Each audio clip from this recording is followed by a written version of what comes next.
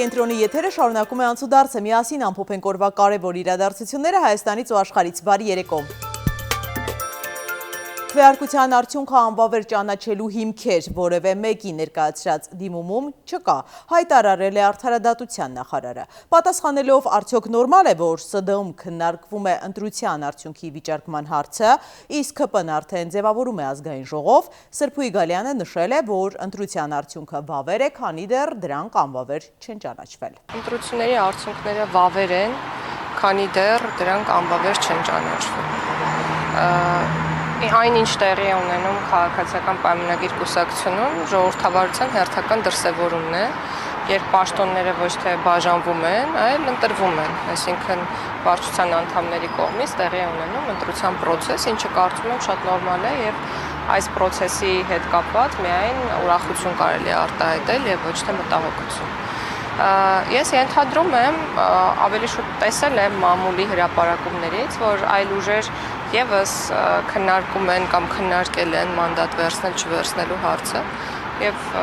ձեր հարցին կարող ենք նաեւ նայել այդ լույսի ներքո։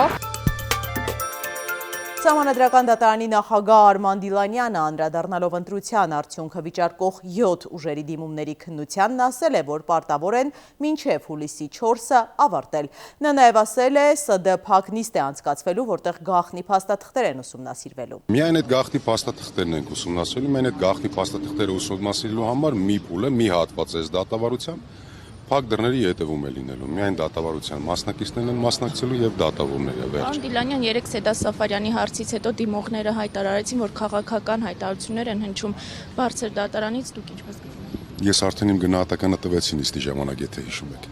Ես ասացի, որ դատավորի պաշտոնեգործի հանգամանքները բարձելու պարտականություն ունի եւ լիազորություն ունի Սահմանադրական դատարանի մասին օրենքի համաձայն եւ դա նշանակում է, որ դատավորը ավելի ակտիվ մասնակցություն է ունենում process-ում։ Ուժեղ Հայաստանը սպասում է Սահմանադրական դատարանի որոշմանը, հայտարարել է Դաշինքի առաջնորդ Սամվել Կարապետյանը։ Կարապետյանի թիմը հույս ունի, որ բարձր դատարանը կամ նոր ընտրություններ, կամ ընտրությունների երկրորդ փուլ անցկացնելու որոշում կկայացնի։ Պարոն Կարապետյան, դուք ասում եք, որ կապնեք Սահմանադրական դատարանի որոշմանը, դրանից հետո ձեր նպատակը Փաշինյանի հեռացում է։ Չէ, մեր նպատակը ամեն օր է։ Ինչքան ժամկետում եք դա ձեր պլաններում կկարողանաք հեռացնել, դա կլինի փողոցով ինչով պարոն Կարապետյան։ Մենք պայքարելու ենք բոլոր օրինական ձևերով։ Ինչի կարիքը տվյալ պահին կլինի ու մենք գնահատենք, որ դրանով կունենանք հաջողություն, գնալու ենք այդ քայլին։ Բացառություն չկա։ Դիմադիր առաջնորդ դարձակ պարոն Կարապետյան, տեսեք, սպասում։ Դուք ուրիշ բանի սպասեք։ Լավ բանի սպասեք։ Դիմադիր առաջնորդ չէ։ Դե էլ տեսնենք կառավարություն ոնց կձևավորվի, նայենք, հետևենք, հետաքրքիր է։ Պոլիկլինիկաներում կան 1 միլիոն դրամից ավելի աշխատավարձ ստացող մասնագետներ, մամուլի ասուլիսում նշել է առողջապահության նախարարը, վարձատրությունը նա կապել է բժիշկների ծանրաբեռնվածության հետ։ Նախկինում, օրինակ, նյարդաբանը կսպասարկեր 1 հոգու թե 1000 հոգու, ստանում էր նարդբանով իրեն կցագրված անձանց հաշվարկով, միջին հաշվարկային աշխատավարձ, ասենք չգիտեմ, 200,000 դրամ, կչարչարվեր, թե ոչինչ չեր անի, դրանից իր աշխատավարձը ըստ էության չէր փոխվի, բայց հիմա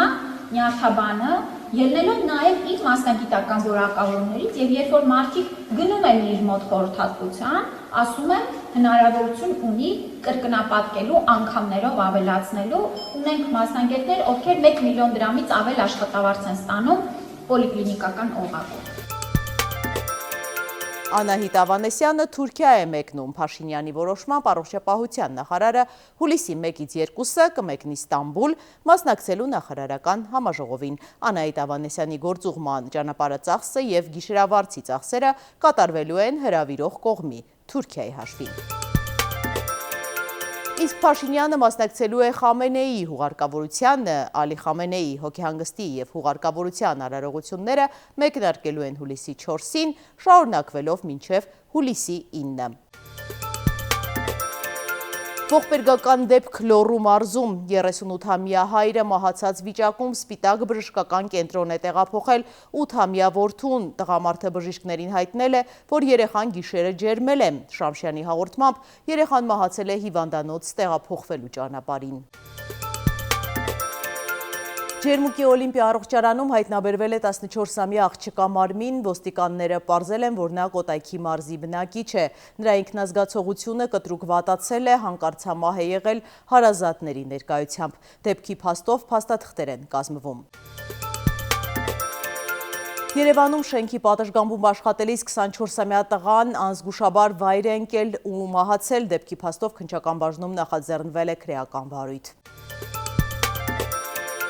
Արտակարգ իրավիճակ Թուրքիայում երկրի արևմտյան հատվածում խոշոր անտառային հրդեհ է բռնկվել։ Անոմալ շոկի եւ ուժեղ քամիների պատճառով կրակը կայծակնային արագությամբ տարածվում է անտառային գոտիներով եւ արդեն մոտեցել է Իզմիրի բնակելի թաղամասերին։ Անդադար փոփոխվող քամին ծայրահեղ դժվարացնում է հրշեջների աշխատանքը։ Աղետի դեմ պայքարում են մեծ քանակությամբ տեխնիկա։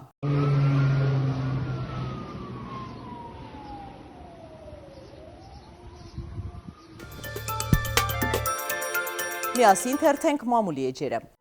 Հրապարակը գրում է նոր ձևավորվող ազգային ժողովի անդրանիկ նիստին մոտ 1 ամիս կա, սակայն ընդդիմադիր դաշինքները դեռ կանգնած են դժվարին որոշման առաջ վերցնել թե չվերցնել մանդատները։ Երկու ուժերին բոլոր կողմերից հորդորում են չվերցնել մանդատները, իշխանությանը թողնել միայնակ, համոզված, որ ամիսները անց ստիպված կլինեն արտահերթ ընտրությունների գնալ։ Սակայն ունենալով արտաքին աջակցություն, ինչու պիտի Փաշինյանը գնա դրան, եթե կարող է միայնակ կառավարել։ Եվ դա ճգնաժամի չի հանգեցնում։ Ուժեղներն անցած շաբաթ քննարկում արեցին պարզելու, թե ժողովուրդն ինչ է ուզում։ Քոչարյանի թիմը լռում է, էստաֆետը թողել են թիվ 1 ընդդիմությանը։ Կարապետյանի թիմից ասացին, որ ընտրություններից հետո իրենք կողմ են եղել մանդատներից հրաժարվելուն, սակայն հետո սկսել են մտածել, ինչ է տալու բոյկոտը, եթե դրա այլընտրանքը փողոցային պայքարն է, որն այս պահին չունի պոտենցիալ, քանի որ ժողովուրդն էներգիան ընտրություններում սպառել է, իսկ Փաշինյանին գահընկեցանելու համար մանդատներ են պետք։ Քննարկումները շարունակվում են, ՍԴՎ-ից հետո ընդդիմությունը կհայտնի մանդատները վերցնել չվերցնելու որոշման մասին։ Հրապարակը գրում է. չնայած Նիկոլ Փաշինյանն անցած շաբաթ ճեպազրույցում հայտարարեց, որ կառավարությունում փոփոխություններ չի նախատեսում, սակայն մարզպետների կազմում սպասվում են։ Խոսում են, որ մարզպետի պաշտոնին հրաժեշտ կտան Արմավիրի եւ Կոտայքի մարզպետներ Վահրամ Խաչատրյանն ու Ահարոն Սահակյանը։ Նրանք գործադիրից օրենսդիր կտեղափոխվեն падգամավորի կարգավիճակում։ Ամիսներ անց էլ Լոռու մարզպետի հաստիքը թափուր կդառնա, քանի որ Արեն Մկրտչյանին դիտարկում են Վանաձորի ՔՊ թեկնածու։ Խոսակցություններ կան նաեւ, որ հնարավոր է Շիրակի մարզպետ Դավիթ Արուշանյանին էլ նորից խորհրդարան վերադարձնեն։ Մինչև 2028 թվականը մարզպետների ինստիտուտը վերանալու է։ Հրապարակը գրում է. այն, որ Հայաստանում դատաիրավական համակարգը դարձել է գործադիր իշխանության ձեռքի խամաճիկը եւ ապօրինի որոշումներ է կայացնում անմեղ մարդկանց կալանավորում, նորություն չէ։ Հատկապես հաճախ խախտվում են մարդու անձնական կյանքի գաղտնիությունը, անձնական տվյալների պահպանության մասին օրենքը։ Իշխանությունը մարդկանց գաղտնալսելու հարցում ռեկորդներ է սահմանում։ Ում եւ ինչպես ցանկանում լսում են, հետո այդ ձայնագրությունները հայտնվում են իրենց պատկանող լրատվականներում, հրապարակայնացվում, անգամ եթե այդ զրույցները խիստ անձնական են։ Մեկնարկը տրվեց նախկին ԿՊԱ-կան падգամավոր Հովիկ Աղազարյանի անձնական նամակների հրապարակմամբ։ Նիկոլ Փաշինյանն անգամ իր թիմակիցներին չի խնայում եւ բազմիցս տեղեկություններ է հրապարակել մարդկանց անձնական կյանքի մասին, որոնք ստացել է ի պաշտոնե։ Ընտրությունների փուլում գաղտնալսումներն ուղակի համատարած դարձան, տեղեկություն ունենք, որ գյուղերից մեկի խանութում են գաղտնալսող սարք տեղադրել։ Փաստաբան Հայկ Ալումյանը մեզ ասաց, որ համատարած գաղտնալսումներն ապօրինի են եւ չունեն որևէ արդարացում։ Փաստաբան Վարազդատ Հարությունյանն էլ նկատեց առհասարակ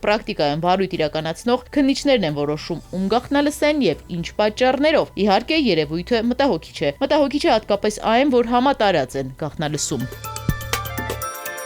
Հարյուրավոր մարոկացիներ անկարգություններ են կազմակերպել Նիդերլանդներում ազգային հավաքականի հաղթանակից հետո։ Հագայում ոստիկանությունը ջրցան մեքենաներ է կիրառել։ Ամստերդամում բախումների արդյունքում ոստիկաններ են տուժել։ Մարոկոյի հավաքականի ֆուտբոլիստ Իսմայել Սայբարին հաղթանակը տոնել է մայրիկի հետ։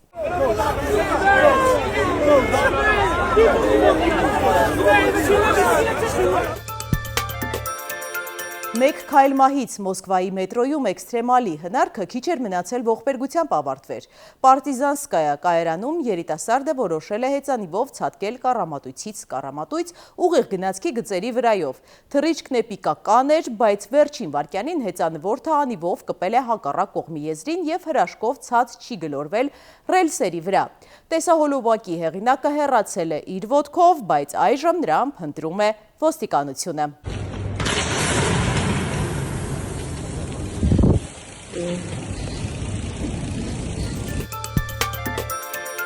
Այժմ մի անհավանական ռեկորդի մասին Ավստրալիայի 58-ամյա բնակիչ Ժոզեֆ Մագրել Բեյցը պաշտոնապես ճանաչվել է աշխարհի ամենաբարձրաձայն տղամարդը։ Նրան հաջողվել է այժմ բառը գոռալ 122.4 դեցիբել հզորությամբ։ Պատկերացրեք, դա ավելի բարձր է, քան մոտ հեռավորությամբ անցնող շտապօգնության մեքենայի ազդանշանը կամ միացված բենզասղոցը։ Ամենազարմանալին այն է, որ ռեկորդակիրը նախապես չի մարզվել։ Պահանջվել է ընդամենը 7 փորձ, որից հետո տղամարդու ձայնը մի քանի օր խռպոտ է մնացել։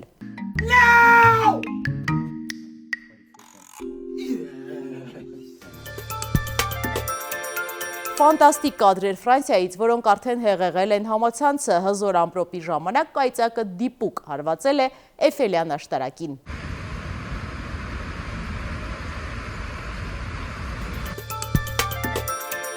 Սեփական շոգեբաղնիկ հենց գնացքի կուպեում։ Ճապոնիայում գործարկել են սուպեր լյուքս դասի զբոսաշրջային գնացք։ Պատկերացրեք, դուք հանգստանում եք շոգեբաղնիկում եւ պատուհանից հետևում, թե ինչպես են մարդիկ աշխատում բրնձի դաշտերում կամ շտապում գրասենյակներ։ Ամբողջ գնացքում կա ընդամենը 17 երկտեղանոց կուպե։ Երկօրյա ուղևորության տոմսն արժե մոտ կես միլիոն դրամ։